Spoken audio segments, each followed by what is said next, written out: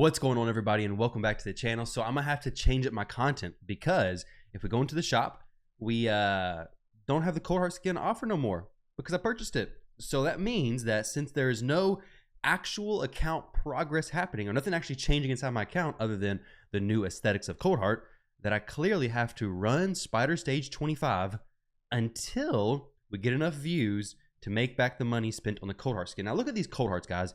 Cold Heart Instinct Set, Forge Pass. Cold Heart Instinct Set, same Forge Pass.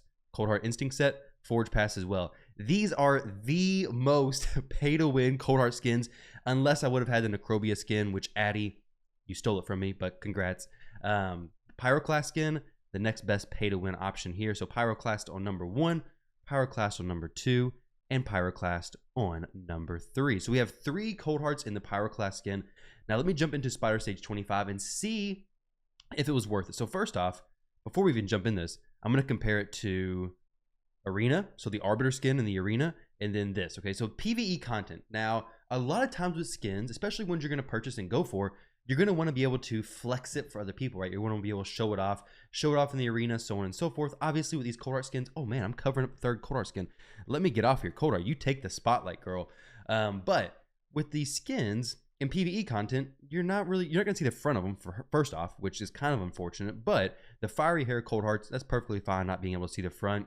But you're also, most importantly, not going to be able to flex on other people and say, hey, I earned this or I spent the money on this because it's PvE content, right? Majority of PvE content is ran on auto. You walked away from your PC, you walked away, whatever it may be. You're not really watching this content unless you're watching a content creator's video and you get to show off your Cold Heart skin every time you run Spider Stage 25, which therefore means that until these Cold Heart skins get paid off, my content has to be Spider Stage 25. Or maybe we can fit them into Fire Knight 20 probably. Fire Knight 25 may be a little more difficult to fit 3 Cold Hearts, but maybe I can fit 3 Cold Hearts into Fire Knight Stage 20 to flex them there. Maybe I can do it in Dragon Stage 20 as well. Maybe my content just needs to be 3 Cold Hearts in whatever dungeon content, whatever content in the game until they get paid off. The next best option, I'm going to go ahead and unhide my webcam. Actually, we're going to leave the webcam off because right now, the most important thing is seeing these $15 Cold Heart skins, which we got to make the most of, right? So the next best thing is going to be to come in here to the Arena. Now, obviously, we need 4 Cold Hearts right now. Since I have 4 Cold Hearts all taken to level 60, this is clearly the best idea. Now, guys, once we finish talking about this, I do have some really awesome ideas that Plarium, this is going to be an open letter that, hey, this would be amazing if you added the skins to the game like this. But we'll talk about that after we finish this. And I want to hear from you guys. What are some cool ways Plarium can implement skins that would make them feel more earned, make them feel more unique? And what do you think the next champion to get a skin is going to be? They've already done Arbiter. They are doing Cold Heart now. I got a feeling it's going to be an epic champion. If they're pricing it out, like if it's consistent, so $12 or $15 for the Cold Heart, it'll probably be like 25 or 30 for an epic, and then like 50 for Arbiter, obviously, which was insane. But I bet Seer. I think Seer could be a very solid option for another skin. But let's check this out. This is going to be where the Cold Heart truly shines. Is in the Arena. Can she kill a Lydia? Can 4 Cold Hearts take down 1 Lydia? Let's see. Heartseeker for turn meter reduction. Okay. Cold Heart hitting with 3,000 damage. That was probably the weak Cold Heart, right? Okay. 11,000 damage. All right. We're working her down. We're working her down. No turn meter reduction. That Lydia is stacked with the resistance. All right. We're just going to turn it on auto. Let's see what the Cold Hearts can do. 4 Cold Hearts versus 1 Lydia. Can it happen? Does it work? Let's see. But the main thing I want to do, guys, is showcase. I mean, I have 4 Cold Hearts fully leveled. So if you're considering getting the skin, it does stand out. Like, it has very good contrast with actual Spider Stage 25. Spider Dungeon in general, all the dungeons, obviously a giant flaming haired Cold Heart is going to contrast the other areas of the game very, very well compared to the classic Cold Heart skin. Let's go ahead and do this team as well. I think 4 Cold Hearts can take on these 4 champions. Let's see. After we do this, I want to talk about the different ways you can earn skins that I think would be awesome if Plarium actually implemented it into the game. Now, these Cold Hearts are not geared for the Arena.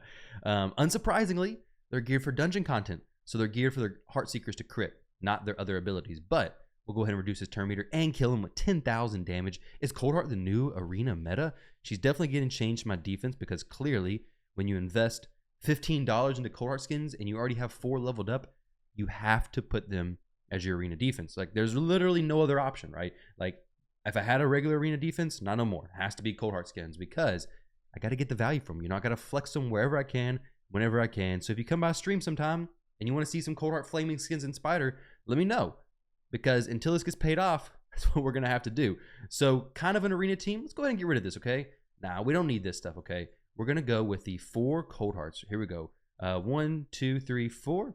I wish we could have a 4th little Roman numeral there. It'd be nice. So it doesn't matter what the presets are, but hey, 4 cold hearts. Oh, we probably got to do it for 3v3 as well. So what team do we want to do? So this team is, which one's going to be really good? This one right here. Let's go ahead and replace this one right here. 4 more cold heart skins here. 1, 2, 3, 4. Boom. Absolutely incredible, guys. But hey, the main thing in this video, let's talk about where they could add skins to the game that would make it actually enjoyable to get. So I'll have a notepad. Let me hopefully not leak everything before I share it. But let's come over here and show you guys, okay? So I've talked about this many times before on the channel, and that is having achievement-based skins. So compared it to World of Warcraft, compared it to other MMO type games before, it's basically whenever you earn good gear, whenever you earn things to show off in those games, it felt good because you knew you earned it. Other people could see it and they're like, oh, this person achieved this. Now, a big thing is avatars. So having the champions avatars not changing with the skin, obviously the cold heart skin, no animations change, no avatar change, which is pretty negative, right? Now, the one positive is that new players coming into the game. For a little while, Plarium was releasing so many new champions that if a new player came in, they saw all these champions and then they saw different avatar portraits of different champions, it's going to get a little bit confusing. Now, you could definitely change something on the avatar, I think, to make it make sense. I mean, the cold heart skin, you could change the avatar and make it still very obvious who this champion was. But with the amount of champions, deciphering who's who with the different avatars could be a little bit confusing.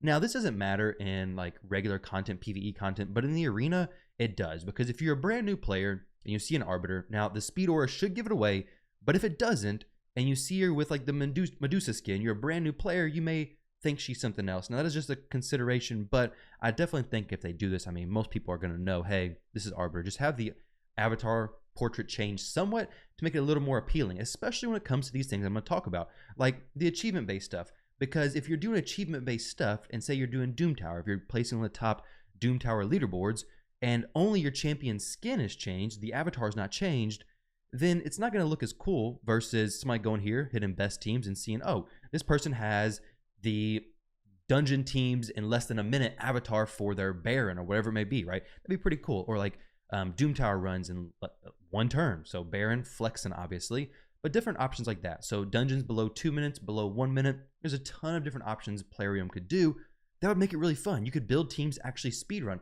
Another thing, dungeons 20 plus without Seer. Imagine actually transitioning and having a reason to transition away from using Seer in every single team. Now, dungeons without Seer would be like less than 2 minutes, because obviously if you had a dungeon 20 team without Seer, that was like 5 minutes. That's not really impressive. So having something without Seer that's still really fast would be very, very cool, especially seeing other teams being made, because right now, most speed teams do have Seer, right? Seer or Poison Explosion.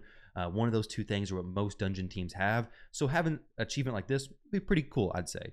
Now, obviously, I do think Seer could possibly be a champion who they give a skin for, because she's so popularly used. Probably one of the most popular epics. That her and Maneater, if not the most used, the most sought after, one of the most wanted epics. Her and Maneater, I'd say. Demetha is definitely climbing up there as well. So 3. Tournaments. I think the tournaments, the implementation of the tournaments and the skins was a good idea. The downside, though, is that it was only for the first place person. Now, it was the first tournament we've had to earn skins. So if they change that over time and allow it to be like the first top 3 people or from the side rewards, I think it could make it much better. But having it as only the first place reward, I don't think is a problem, because these skins don't change anything in the game, which I'm very thankful for. I've been seeing a lot of people lately commenting saying that they wish the skins would give you an effect in game, like maybe apply a debuff to some people, maybe give you extra speed or give you some other effect in game.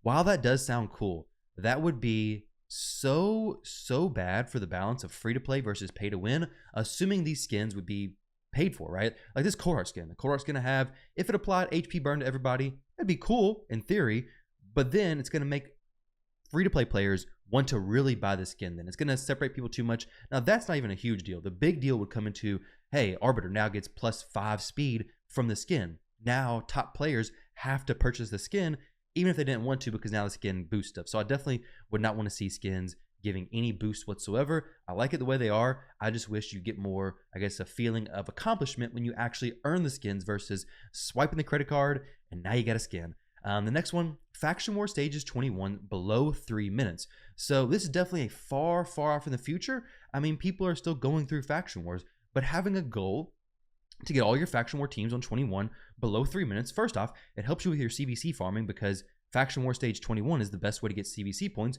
versus Stage 20.